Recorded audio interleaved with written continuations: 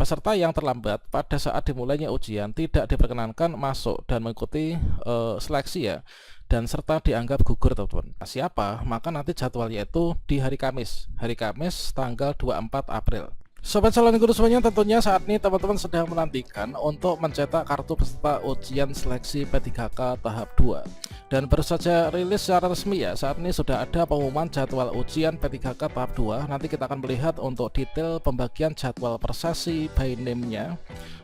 Nanti juga akan kita lihat yaitu untuk tata tertib yang wajib dipatuhi oleh peserta seleksi P3K tahap 2 itu kira-kira seperti apa. Dan sebenarnya untuk jadwal cetak kartu peserta ujian bagi teman-teman yang sekarang ini belum muncul, untuk tombol cetaknya itu kira-kira kapan. Bagi pendapat informasinya silahkan simak video ini sampai selesai. Namun sebelum kita lanjutkan, perlu saya ingatkan bagi teman-teman yang mungkin baru pertama kali menemukan channel calon guru, silahkan klik tombol subscribe-nya dan aktifkan notifikasi loncengnya, sehingga nanti jika ada update video terbaru teman-teman tidak akan ketinggalan informasi. Oke sobat calon guru semuanya, saat ini saya sedang mengakses yaitu akun SSYSN, yang mana di sini adalah salah satu teman yang ada di Provinsi Jawa Barat ya. Tadi kita juga mengecek untuk akun SSYSN yang ada di Jawa Timur, Jawa Tengah, dan juga satu daerah dari salah satu provinsi di Kalimantan ya. Ini juga belum ada untuk tombol cetak kartu peserta ujiannya, sehingga kita belum bisa nih untuk mengunduh kartu ujiannya. Kalau misalkan kita ingat kembali postingan resmi dari Instagramnya BKN disampaikan bahwasannya untuk kelanjutan seleksi P3K tahap 2 ini akan segera dimulai ya, dan nanti hari Senin nanti BKN akan menyerahkan seluruh jadwal seleksi kompetensi ke instansi. Nah setelah itu nanti instansi akan mengumumkan detail jadwalnya dan lokasi kepada pelamar ya. Jadi teman-teman dipantau instansinya masing-masing, yaitu mulai minggu depan. Kemudian untuk kapan cetak kartu ujian ini nanti bisa dilakukan setelah instansi mengumumkan, dan juga klik final ya, pengumuman di portal SSCASN.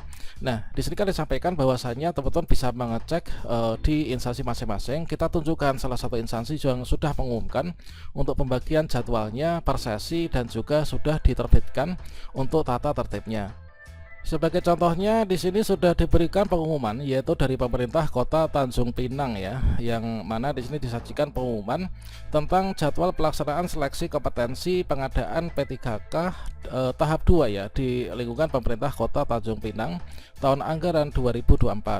Dan teman-teman yang lain nanti tentunya silakan dipantau di website resmi instansi masing-masing, juga akan disampaikan pengumuman yang serupa ya, sama dengan ini teman-teman ya. Nah kita contohkan ini adalah disampaikan isinya ya, sehubungan dengan surat Deputi Bidang Sistem Informasi Digitalisasi Manajemen ASN nomor sekian perihal penyampaian jadwal seleksi kompetensi P3K tahap 2 ya. Maka disampaikan yang pertama, peserta yang dinyatakan lulus seleksi administrasi dan sanggah pada seleksi pengadaan P3K tahap 2 di Tanjung Pinang ini dapat mengikuti seleksi kompetensi dengan metode Computer Assist Test ya, atau CAT, sesuai titik lokasi dan jadwal sebagaimana tercantum pada lampiran. Nanti kita akan sajikan untuk contohnya pembagian titik lokasi dan juga jadwal persesinya. Nah kemudian peserta seleksi kompetensi P3K ini wajib yang dibawa apa? Yang dibawa yang pertama KTP asli atau surat keterangan pengganti KTP asli ya, yang masih berlaku. Nah surat keterangan pengganti KTP asli itu seperti apa? Apakah KK?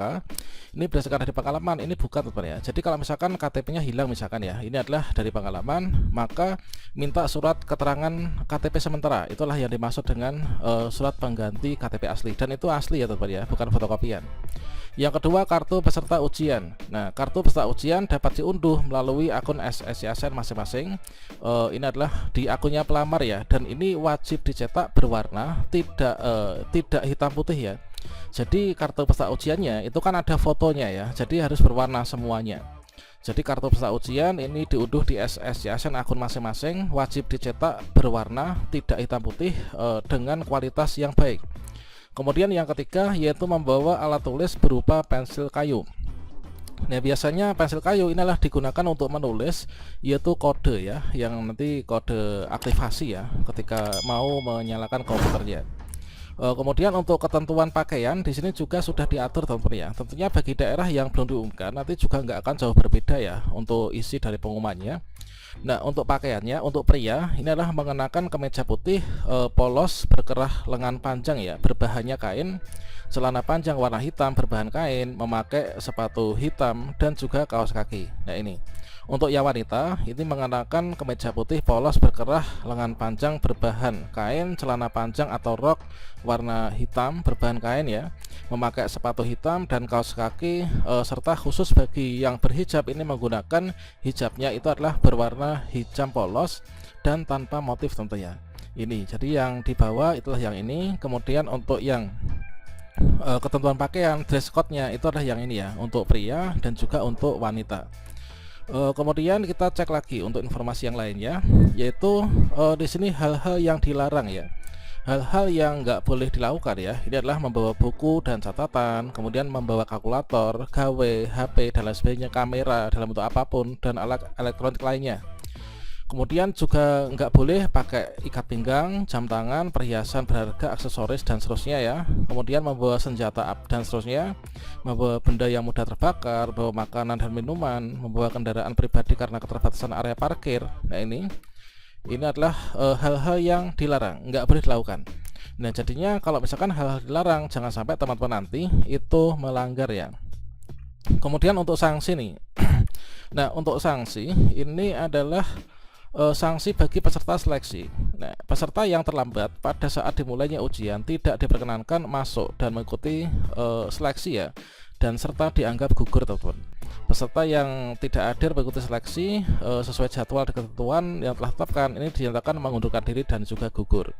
Peserta yang melanggar ketentuan tata tertib dianggap gugur dan dianggap mengundurkan diri ya. Nah ini, jadi sanksinya adalah ini, teman-teman nanti dipatuhi ya. Kemudian ketentuan lain ini peserta yang nggak membawa sebagian atau seluruh kelengkapan di poin 2 dan terbukti memberikan dokumen palsu tidak diberikan kesempatan untuk mengikuti seleksi kompetensi. Jadi harus dibawa semua ya, yang tadi itu di checklist teman-teman. Nilai seleksi kompetensi peserta yang mengikuti ujian dapat disaksikan melalui live streaming channel YouTube Diskominfo ya. Nah ini kalau misalkan di Tanjung Pinang itu di live scan, yaitu di sini ya, Diskominfo. Kemudian pengantar peserta ini adalah berhenti di drop zone ya, yang sudah tentukan dilarang masuk dan menunggu atau berkumpul di sekitar lokasi ya. Kemudian kelalaian ini juga nanti jadi tanggung jawab teman-teman ya. Nah ini, kemudian kita cek yaitu untuk contoh lampiran yang mana berisi jadwal pelaksanaan seleksi kompetensi ketika ke tahap 2 di titik lokasi mandiri ya, yang ada di Tanjung Pinang. Nah di sini adalah nomor peserta. Nanti kalian juga bisa mengecek di instansi masing-masing, juga tentunya akan disampaikan yang sama ya. Selain kita bisa melihat pada kartu peserta ujian, ini juga akan dilihat di web instansi seperti ini. Misalkan di sini ya, peserta nomor 1, nomor peserta sekian, namanya siapa, maka nanti jadwalnya itu di hari Kamis tanggal 24 April. Kemudian waktunya, kalau misalkan di sini sesi 1 ya, sesi 1 itu setidaknya jam 6.30 itu harus sudah hadir teman-teman ya. Nah mulai dari jam 6.30 sampai dengan jam 10:10 ini adalah sesi 1. Lokasinya di ruang 1 ya, lokasi di ruang cat lantai 5 BKPSDM setempat ya, ini untuk alamatnya. Nah jadi teman-teman nanti bisa mengecek untuk informasinya seperti ini, berada di website instansi masing-masing. Silahkan dipantau teman-teman ya. Kita bisa melihat nanti by name-nya, kita jam berapa, tanggal berapa, datangnya jam berapa, pulangnya jam berapa, alamat lokasinya itu di mana. Oke, kira-kira demikian teman-teman. Di daerah kalian di mana saja nih yang sudah bisa cetak kartu ujian dan sudah ada pengumuman, silakan berbagi pengalaman di kolom komentar ya. Nanti kita diskusi seperti biasanya. Wassalamualaikum warahmatullahi wabarakatuh.